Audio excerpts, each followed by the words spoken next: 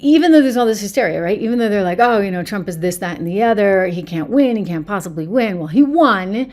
He won. And the entire time when they were talking about how awful he was, and frankly, making comparisons that in my estimation were just so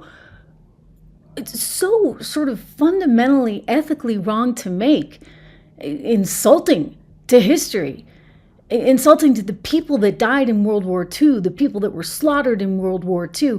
When you start comparing Donald Trump to Hitler, I mean, you lost me. I'm sorry, you have just lost me. And you know what? You lost the rest of America as well. But they were too busy doing that to actually cover the news. The news, like, well, the fact that Joe Biden was really, really, really slipping, and he was increasingly incoherent. Here, I have a little mashup here of how incoherent. I played many of these for you over the course of 2024, and even, you know, we may have some from 2022 and 23 because all these signs were out there. The evidence was there, abundantly so. But, oh, you couldn't play this. No.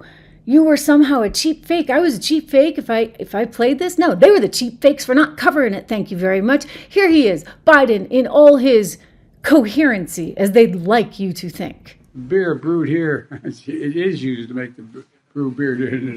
My memory is fine. The president of Mexico, Sisi, did not want to open up the gate.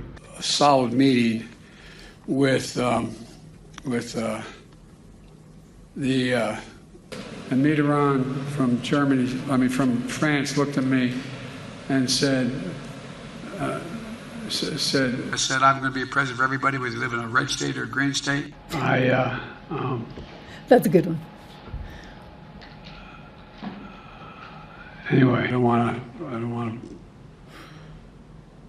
Making Roe v. Wade. The best way to get something done, if it holds near and dear to you that you like to be able to, anyway, of Putin's kleptocracy, yeah. $159 billion left. America is a nation that can be defined in a single word. I was going to what am I doing here? One, two. Guy, I'm going to pass by. Shanga,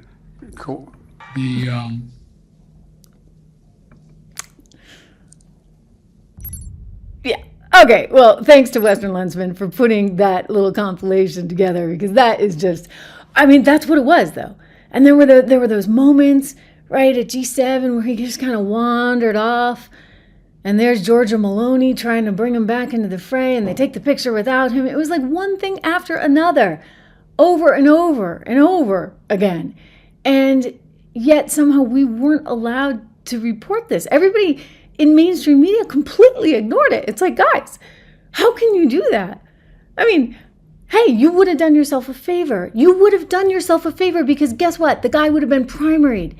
And you might have actually had a candidate who could string a sentence together, unlike Kamala Harris.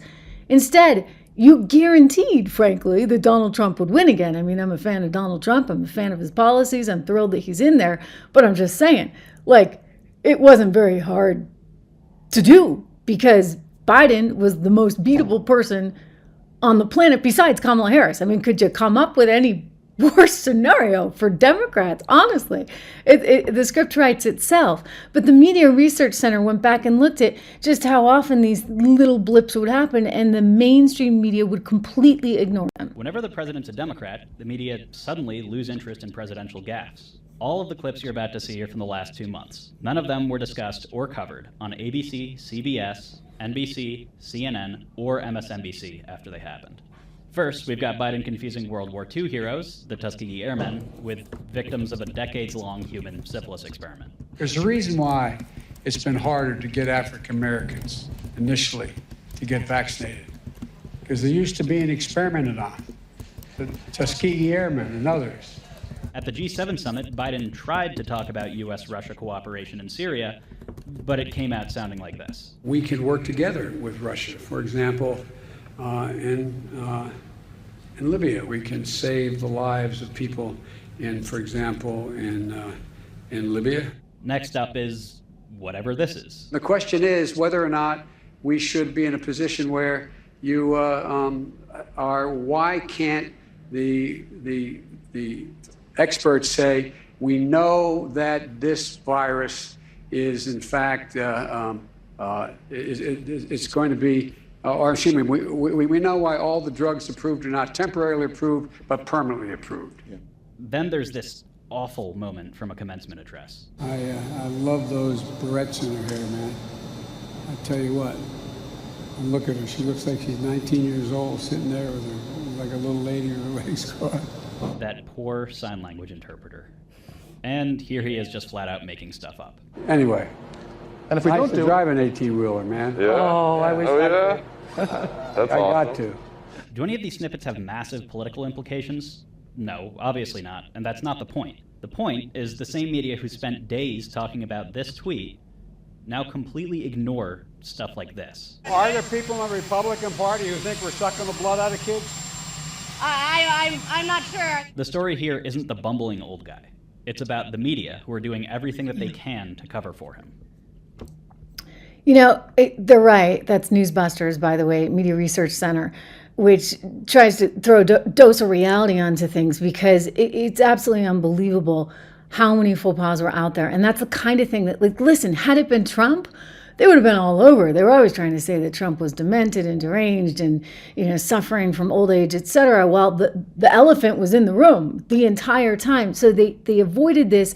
They ignored it because, I don't know, because they wanted to continue controlling everything. I think they got high off of power in 2020 with all those COVID mandates. And then they started, you know, signing the checks, right? Because they were printing all that money, and Nancy Pelosi and her crew got in there, Chuck Schumer, and wow, did they spend trillions of taxpayer dollars so they could spend all the money, they could force you to stay home. And this was like a panacea, right? They were totally in charge.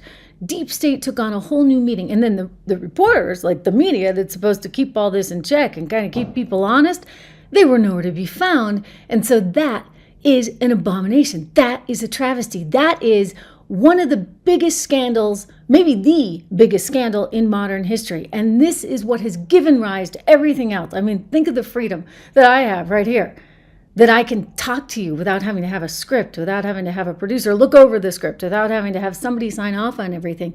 I mean, you don't have that flexibility at legacy media like you do here. And I think, honestly, this is fundamentally what people appreciate the most. And certainly I like the most. It's a heck of a lot more freeing. Not to mention, you know, here I am coming to you from Timbuktu, and I'm able to do that with a different kind of flexibility that you just simply don't have if you're at a network.